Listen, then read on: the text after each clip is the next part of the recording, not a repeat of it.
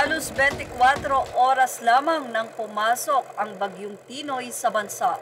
Pero narito na nga po ang nasabing nasalanta ng bagyo.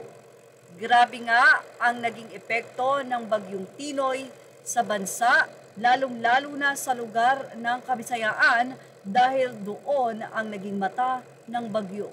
Patong-patong na sasakyan na di mo mawari kung paano ito nangyari. Dahil sa matinding baha, naglutangan ang mga sasakyan at paghupa nga ng nasabing ulan at baha. Yan na po ang bumantad sa mga residente sa Kabisayaan. Grabe nga ang pinsala sa nasabi nga pong bagyong Tinoy. My hometown barangay Atusan, St. Bernard, Southern Leyte. Ang Cebu ay grabe din ang baha. Post ito ni Joy Flores Narca.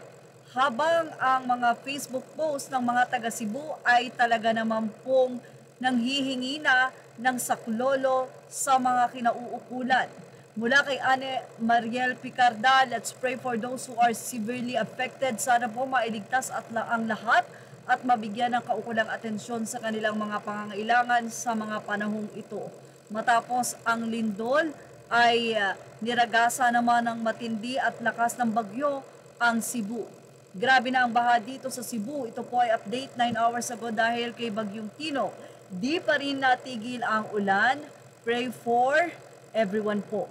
Sa mga taga Cebu ay grabe po ang naging pinsala talaga sa Kabisayaan. Narito po ang ilan pang ibinahagi ng mga residente doon. Mula sa post ni si Kalam Tisoy, tignan ito ang sitwasyon ngayon sa pananalasa ng bagyong Tino sa Visayas at Cebu.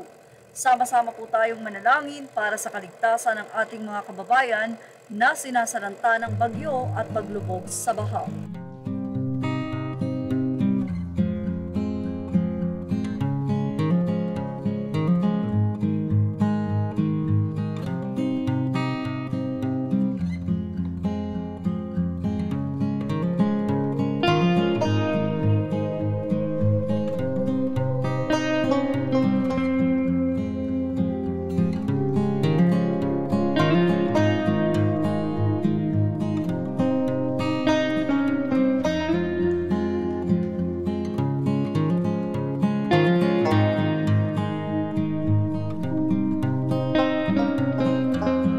Just or all credit to the rightful owners. Thank you for watching.